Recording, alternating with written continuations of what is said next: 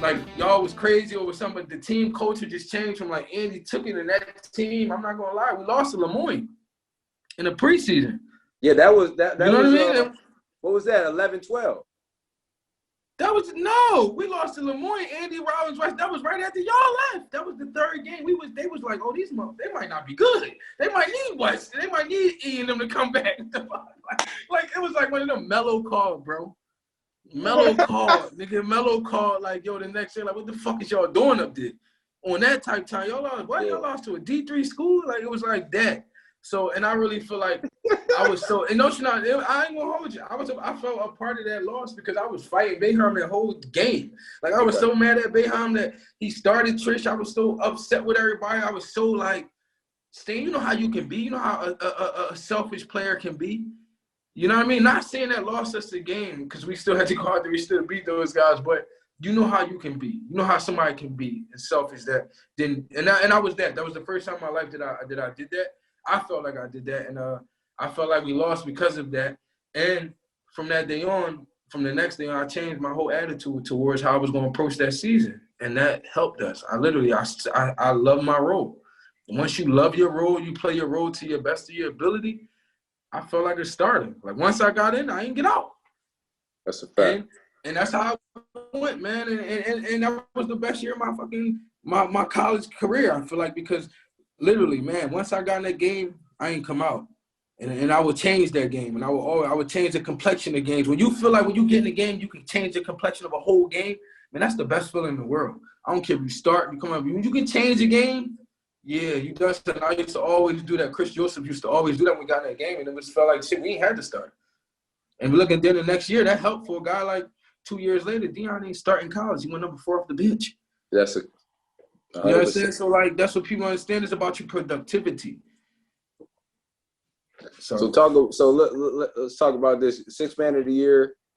You come back next year, average 16, 6, 1.5 steals. You guys end up losing to Marquette. But then I want to talk about the year where we're supposed to win the national championship. You're supposed to win a national championship because that year that team was dominating, bro. Like I don't know if y'all had probably like 2 losses, right? We wound up having 3. So look, and you cruising through that Big East, and that the Big East the best conference in the country. So you got to understand how much talent that team had. Like that team was one of the best teams in Q's history. So you rolling. It was. I ain't gonna lie. You know now how I'm smiling at that team because everybody on that team, I like had them on a recruiting visit. I brought them to the party. Like I was a 5th year now.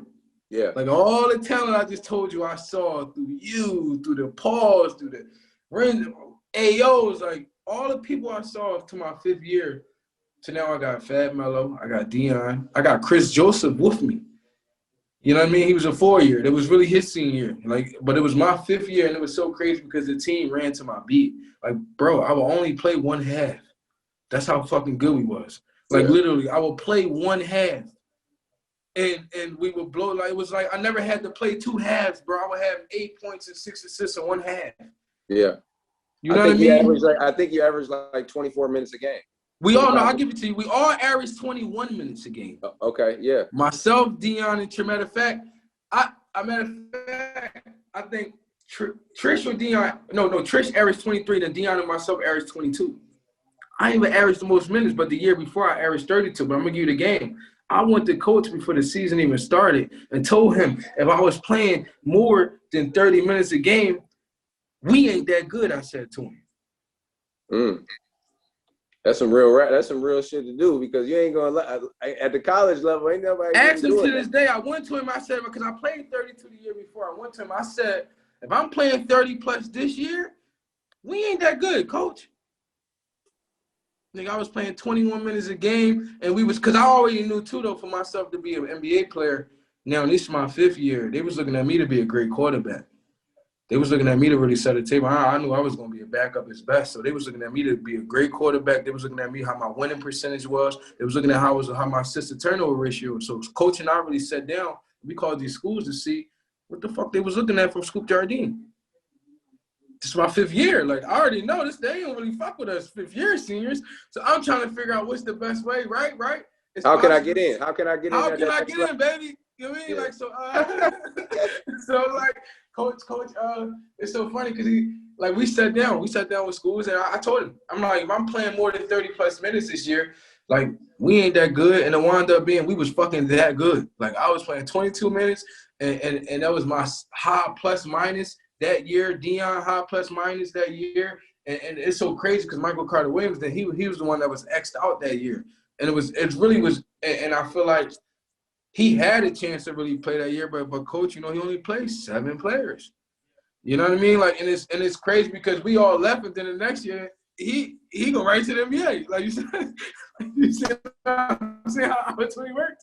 Like, and it's crazy. But my senior year was so good. Like, it was crazy. It was. So AO gets hurt in the Big East tournament. He goes down. And I mean, he was the anchor. He was that anchor in the middle. And Scoop, look, for that zone to be a motherfucker, you gotta have that anchor in that middle. Who he talking, he just a presence. I don't need you to average 20 and 10. I need you to be a presence, get rebounds, and run the floor. That's how coach treating the big men anyway. You know what I'm saying? Yeah. So like, when that happened, like, what was going through everybody's mind? You know what I'm saying? When AO got hurt. Yeah. When AO got hurt, again, I cried. I just watched that game too on YouTube. I watched it, man. That game on YouTube right now, bro. That game on YouTube to this day. When I watched it like a week ago, and I still look at it, I was crying when he got hurt. Cause again, I told you that year we sacrificed. I sacrificed. I wanted that more for them than I feel like they wanted it. I think everybody, like, your seniors, when everybody wanted for your seniors like that, you got yourself a good ass team. You know what I mean? And I think that's what that team was. If they rooting for the seniors, your underclassmen rooting for the seniors like how we was rooting for our seniors. I said, that was a good ass basketball team. And when AO got hurt, that's what happened, man. It was the same when you got hurt, man. I was devastated. And not to the point, like, our mentality though, is next man up. Yeah. It's next man up mentality, bottom line. Like, and I think that's the same way Johnny was looking at me. I'm looking at DeShante Rowley, and I'm like, yo, you ready? You ready to get the fuck in the game? Like, and that's just the mentality. We ain't thinking like that. Gotta be. Huh? Like, and again, and I always tell guys, like, it was times where I don't get to this extreme, but I used to be wanting you to fuck up, eh? I wanted to get a game. If I'm not playing, I'm not a competitor. So it's just really in reality. So you got hurt. I didn't want that. Now nobody want nobody to get hurt, but you want the guy in front of you to fuck up. So if you're not in so many words, that's 100%. Yeah, and if you're not looking at it like that, the coach going to say you're not a competitor. He don't want you on his level. Like I just saw all the love I had for y'all, but I still want to play too. So like that's what I mean. Like, you got to have that next man up mentality. You got to be working on yourself, on your game. So if anything happens, it's the same. I apply these same rules to life. You know what I mean? Like, if anything goes on that happens that I ain't prepared for, I have to keep moving. You know what I mean? I have to keep playing. I have to keep, like when I turn the ball over, I'm not going to sob about it. I'm going to get back and try to make something happen. Because once I sob, that's you done. Your teammates looking at you crying, like what you crying for, what you bitching for, and it just doesn't look right. So just get back and make something happen. You probably going to come out the game, for real. Oh, you definitely coming out the game. But just get back and make something happen. So that's what I felt like when AO went down. It was like damn. But we wound up we lost the upset by Butler that year. Yeah. And in the Sweet 16, which was a good team. They was a good team. Still, I don't think they're supposed to beat us, especially with AO. No team beat us with AO. But I don't know, he was shooting. Hey, do people know what he was shooting from the field? All we had to do is just give him the ball. 74 or some crazy, 60-something. 67. Bro, all we had to do is give him the ball 8 more times. Yeah. And we won. Nobody can guard him. But yeah, that team was amazing. Yeah, that team was amazing, bro. And you had, for me, when I look back, like, you played on like some of the best teams. Like I said, like talent-wise, like it was some For me coming in, bro, like when you coming in, like our team, myself, Johnny, Paul, and then you talking about B. Trish, Michael Carter Williams, Dion, like AO, like that's what I'm giving. That's what I was about to say. Like, through my 5 years at Syracuse, I always tell you, like, damn, who you played against? Everybody always acting like that. When you was in college, who was the toughest players you played against? And I always give them this answer: my team. Yeah, that's some dogs. No disrespect to the Kemba Walkers and the Corey Fisher and Scotty. No disrespect to none of those guys. But guarding you every day for a whole year is very difficult. Guarding Johnny Flint every day for a whole year is very difficult. No, I'm just giving you this game, like real shit. Brandon, Trish, Andy Rollins, fucking Dion Waiters. How you win it? This is very difficult, bro. Like Michael Carter Williams is very difficult. So that's why I was telling people. For me, it was very uncomfortable. That's why I'm who I am to this day. I had to really make myself known by going at these guys every day. Hey, bro, I'm gonna put this out there real quick, man, and tell me if it's true. Tell me if it's true or not, man. This is what I heard, bro. I heard in practice one time. You know, Dion and B Trish, they had a little thing going on, like going back and forth with each other. But what I heard is Dion took it upon himself to see that my man B Trish ain't scoring a month in practice, dog. I mean, I'm just saying, I'm gonna say it like this, cause I don't know if he ain't scoring a month because Trish didn't just acknowledge Dion talking. You know, now, was they kicking her ass? They was kicking her ass. And I'm gonna say that with the utmost respect. Not like they was kicking her ass, but Michael Carter Williams and Dion came this next year. This is my 5th year too, by the way. I was like on some cruise control shit, but like they took upon them, I felt like, to try to jump Trish this year, right? And Dion Trish ain't saying nothing back, like you saying. He just that's what I'm saying. So I'm fighting. Now I'm fighting. You know what I mean? So like it became me arguing at Dion, but now Dion arguing at me, but he's talking shit about Trish. So this is what it's going. So he yelling at me. He's arguing at me. Man, your man ain't scored a month. Your man ain't scored a fucking month. And he talking shit to me, and I'm talking shit to Trish. Like, you see this nigga talking to you like this? Like you see the mental, but it was like that's the competitive of how practices used to be. No question. That's how it need to be.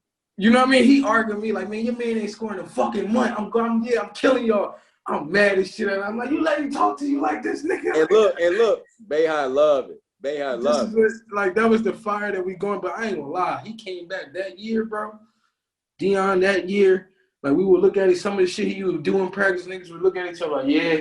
You know that look where you're like, yeah, he ready. Yeah, he ready. That's what it was. Like, I knew.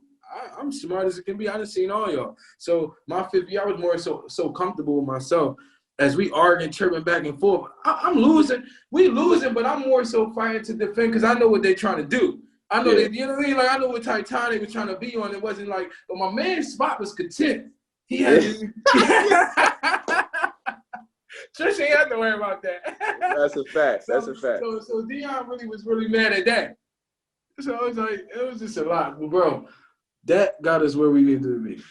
Hey, bro, I remember one summer when you came back with Dion, we was playing King of the Hill, and I told Dion this. I said, damn, I said, whenever you want to come back and try to get your win in the King of the Hill when we was playing that Mellow, let me know. He talking about, man, you ain't never. Hey, listen. No. I don't think too many people beat you, bro. I can't even lie about that one. Hey, look, I know how he is. He gonna argue with me, but I'm just gonna keep it 100 with you, all right? Come on, man. You beat it. Look, and I ain't gonna lie. He don't forget any of that. You got to get him on. He don't forget any of that. But man, I remember that. Who told you about that argument? He was going that. He was like, your man ain't scoring a month. Well, your man, I'm like, what? Oh, bro, you know, like me and G-Mac and man. Yeah, okay, yeah, G-Mac, yeah, he definitely, that is, yup. Oh, G-Mac was our coach, bro. Man, them groups, G-Mac can get out there with us, bro. That's what I'm saying. They go crazy. Y'all miss them days, though, for sure. They asked me that question, all the best to all my guards. That guard group, from the time I got to Syracuse to the time I left Syracuse, it never got easy.